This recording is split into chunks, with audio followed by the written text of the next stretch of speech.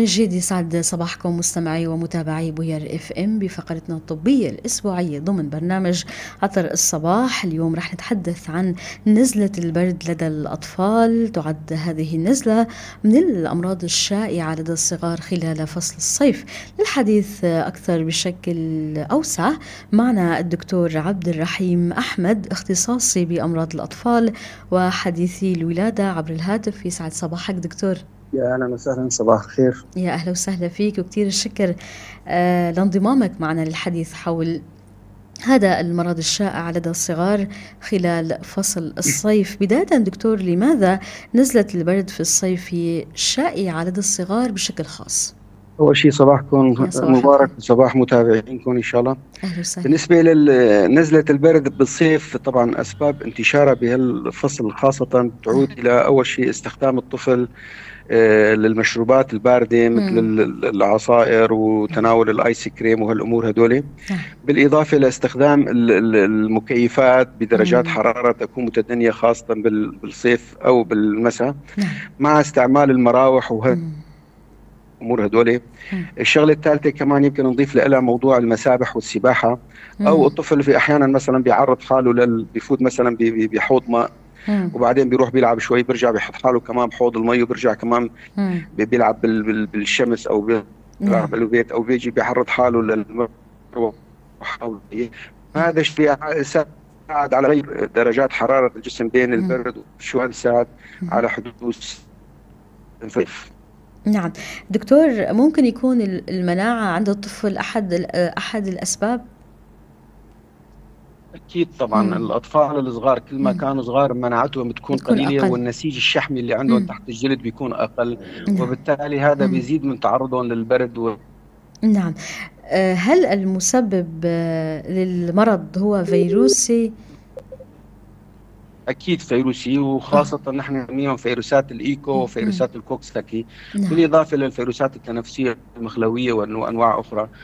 تسمى الفيروسات الإنفية على ما أعتقد دكتور. الفيروسات الإنفية الإيكو فايروس. نعم. بتشكل 85% من الأسباب. دكتور، أين يستهدف هذه الفيروسات الإنفية التي تسبب نزلة البرد عند الطفل خلال الصيف من الجهاز التنفسي؟ الفيروس 90% الفيروس بيستهدف الجهاز التنفسي. الجهاز التنفسي نحن بنقسمه لقسمين. الجهاز التنفسي العلوي اللي بيشمل الانف والجيوب الانفيه والبلعوم، والجهاز التنفسي السفلي اللي بيشمل القصبات والرئتين. طبعا 90% من الاصابات بتكون بالبدايه بالجهاز التنفسي العلوي، واذا صار في اهمال للاعراض او كانت لقحه الفيروس قويه او الطفل مثلا تم اهماله او كانت مناعته ضعيفه، يمكن يمتد كمان للجيوب الانفيه وللجهاز التنفسي السفلي اي القصبات يعني. نعم دكتور، ما الاعراض التي تشير لتعرض الطفل لنزلة برد فيروسية السبب، وكيف يمكن التفريق بينها وبين الحالات التي تكون أو يكون المسبب جرثوميا؟ لأنه كتير من المرات بيقولوا أنه الأعراض بتتشابه. تماما. هلا الأعراض بشكل عام بيصير عند الأطفال احتقان بالأنف، بيصير عندهم سيلان بالأنف، أحيانا عند الأطفال بسبب وجود الناميات الأنف بيسكر وبالتالي الطفل بيضطر يتنفس من تمه. بيصير عندهم عطاس والسعال، السعال يمكن يكون جاف ويمكن يكون منتج لبلغم، بيكون هالبلغم بالانتانات الفيروسية بلغم شفاف لونه أبيض، بينما بالانتانات الجرثومية بيصير السعال منتج لقشع بيكون لونه أصفر أو أخضر أحيانا. يترافق هالشيء طبعا مع حرارة بتكون خفيفة بالانتانات الفيروسية ويمكن تصل لحرارة عالية جدا بالانتانات الجرثومية. الطفل بيشكي من آلام جسدية، مثلا ألم عضلي، وجع بالظهر، وجع بالإجرين، بالإضافة إلى وجع إلى الصداع. الطفل ما بيعرف يكذب، خاصة إذا أشعر على رأسه إنه راسي عم يجعني فمعناته راسه عم يجعه. طبعا بيصير عند الأطفال نتيجة الاحتقان الشديد بمخاطيط الأنف يمكن يصير معهم أحيانا رعاف نحن بنسميه، أو نزف من الأنف بيصير بشكل خفيف. هلا الأعراض الفيروسية عند الأطفال، هالأعراض اللي ذكرناها كلها يمكن تجي بالإنتان الجرثومي كمان، بس بالفيروسي إذا راحت الحرارة عن الطفل، مثلا أعطيناه أسيتا أمينوفين اللي هو بالعامية بيسموه السيتامول أو التيمبرا، وراحت الحرارة الطفل بيرجع نشيط وعادي وكأنه ما عنده شيء. أما بالإنتان الجرثومي الطفل حتى لو راحت الحرارة بيضل عنده سحنة سمية، تعبان، قليل الحركة، بيرفض الأكل، بيرفض السوائل وهالأمور هدول. فالأعراض متشابهة، بس عندنا مثلا بتغيير لون المخاط الأنف، السعال مثلا، الأعراض في انهاك عام أكثر بالإنتان الجرثومي. الطفل بيضل متعب حتى لو راحت الحرارة، وبالتالي بيحتاج لعلاج يكون أقوى. دكتور، أنا سألت لأنه الكثير من الأهالي بيفكروا أنه المسألة، بعض الأهالي بيفكروا أنه المسألة نفس الشيء، بيتجهوا على الصيدلية بياخدوا أي دواء وبيعطوا للطفل دواء ممكن يكون دواء لعلاج جرثومي وحالته هو فيروسية السبب. بهالحالة ما التبعات، وهل هناك تبعات؟ أكيد في تبعات، لأنه نحن مثلا أحيانا يمكن نعالج 10 أطفال يزبط معنا 8 أطفال والله مو حاله، بس 2 تانيات بيفوتوا باختلاطات مثلا زاتري أو قصبات أو التهاب جيوب أنفية، أو بيصير عندهم ارتكاسات خطيرة. فنحن بننصح أنه الإنتانات الفيروسية علاجها الوحيد في المنزل أنه نحن بنعطي للطفل مثلا سوائل سخنة، ما بنعطيه شغلات باردة، بنعطيه خافضات الحرارة المسموح لنا نعطيه إياهم، وبنساعد الطفل أنه يتنفس من أنفه قدر الإمكان باستعمال مثلا محلولات أنفية مثل قطرات سيروم فيزيولوجي ملحي بتجي. إذا شفنا الطفل عنده أو مثلا الطفل صار في عنده عوامل خطورة، هلا بقى نجي على ذكرى بعدين، أو الصحنة العامة للطفل سيئة، فبفضل ما نعطي أدوية من عندنا. نعم. دكتور، أشرت للتبعات ومن ضمنها بعض النقاط فيما يتعلق بكيفية علاج الطفل في حال كان مصاب بنزلة برد. دكتور، أشرت لبعض النقاط فيما يتعلق بتبعات تبعات الموضوع، أنه ينعطى للطفل دواء لعلاج، دواء لمسبب فيروسي جرثومي للطفل. أنتيبيوتيك لحالة فيروسية ما بتفيد أبدا. مجرد يمكن يصير عبء على كلية الطفل وعلى جسمه، وبالتالي هذا بيعتبر إجراء خاطئ.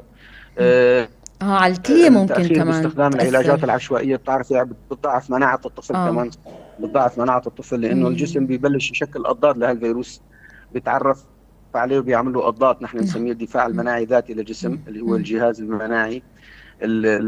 البائيات والتائيات وهدول بيعملوا مناعة عند الأطفال، فبالتالي نحن بنهلك الجهاز المناعي أكثر. دكتور، كيف ينتقل هذا الفيروس؟ ببداية كلامك أو ببداية اللقاء أشرت لبعض النقاط الهامة اللي ممكن تكون أسباب واللي ممكن تكون بنفس الوقت هن طرق للانتقال، من ضمنها مسألة أنه المسابح، السباحة، استخدام شرب المشروبات الباردة جدا، هي أسباب وهي طرق بنفس الوقت. كيف ينتقل هذا الفيروس؟ ما هي الطرق الشائعة لانتقال الفيروس؟ الفيروس هو انتقاله الاساسي بيكون عن طريق رذاذة تنفسية من الطفل للطفل، من طفل مصاب للطفل سليم. مثلا الرذاذة التنفسية انه الطفل مثلا يسعل بوجه طفل اخر، او بيعطس بوجهه، او مثلا يحط الاطفال يمكن يحك عينهم، يحك. الاجراء هذا بيساعد على انتقال الفيروس. يعني الفيروس بينتقل عن طريق الاغشيه المخاطيه للعين وللانف وللتم. اي فيروس يصل لهذه الاغشيه بيعمل فورا انتان تنفسي عند الاطفال. فبالتالي المدارس مثلا بفترات المدارس، بفترات الروضات، المناطق اللي فيها عجقه مثل المطاعم والمسابح، هذول اذا في شخص مصاب مثلا عطس على ايده، حط ايده على الطاوله، بيجي شخص ثاني بيحط ايده على الطاوله بيلمس فيها عينه او انفه، بيكون انتقال الفيروس. يعني الفيروس بينتقل عن طريق الاغشيه المخاطيه للانف وللعين وللتم. نعم. دكتور، سؤال، هل تكون الأعراض بنفس الحدة إذا كان الطفل مصاب رضيع، لازال رضيع، وبين طفل أكبر سنا؟ تكون الأعراض نفس الحدة أم تزداد حدة وشدة مع ازدياد عمر الطفل؟ هلا نحن بشكل عام الأعراض تعتمد على 3 شغلات، على الحالة المناعية للجسم، درجة لقحة الفيروس، انه انا مثلا اخذت فيروس بكميات كبيرة ولا بكمية خفيفة. والشغلة الثالثة انه الاهتمام الوقائي اللي تم بهالطفل هذا. فالاطفال الصغار عموما بتكون جهازهم المناعي ضعيف، وبالتالي بتجيهم الاعراض اقوى من الاطفال الاكبر. كل ما كان الطفل كبير كل ما كانت مناعته اقوى، بالتالي بتصير مقاومته للفيروس اكبر. طبعا نستثني من هالشيء عند الاطفال اللي بيكون عندهم افات قلب ولاديه، مثل تشوهات القلب او فتحات بين امراض القلب. الاطفال اللي عندهم نمط بنسميه نحن الريسبيراتوري سينيسيال فيروس، او بيسموه الالتهاب القصيبات الشعريه. بيكون عندهم حساسيه بصدرهم، وبالتالي الفيروس بمجرد ما وصل على القصبات بيعملوا ضائقه تنفسيه ويعسر التنفس، حتى يمكن يوصل الى زرقه الشفاه. الاطفال اللي عم بتناولوا ارضاع طبيعي بتكون مناعتهم اقوى من الاطفال اللي بتناولوا ارضاع صناعي. ومن ضمنها ممكن تندرج نقاط لها علاقه بعوامل الخطوره. ما هي العوامل الخطوره بشكل عام الى جانب ما ذكرته؟ هلا عوامل الخطوره، اول شيء نذكر بعوامل الخطوره اللي بتجي من الفيروس نفسه. ارتفاع حراره شديده، الطفل ما عم تنزل حراره تنفس، ضيقه نفس. الطفل الصغير اللي اعمارهم اقل من سنه لما يبلشوا يرفضوا الرضاعه، رفض الرضاعه، الطفل بتعطيه الحليب تبعه ما عم بيشربه. الطفل عنده سعال مستمر، من نتيجه السعال بيصير عنده استفراغات متكرره، وبالتالي يمكن يصير عنده جفاف. او اذا صار عند الطفل زرقه، يعني الطفل ازرق، اطرافه بلشت تزرق، ايديه بيزرقوا، او صار عنده الطفل خمول، ما عم بيستجيب للمحيط، ما عم بيلعب، ما عم بيقوم رغم انه الحراره راحت. بنضيف لهالشيء هذا عوامل خطوره بتعود الى بعض الامراض التشريحيه. طفل عنده شلل دماغي نتيجه نقص اكسجه ولاديه.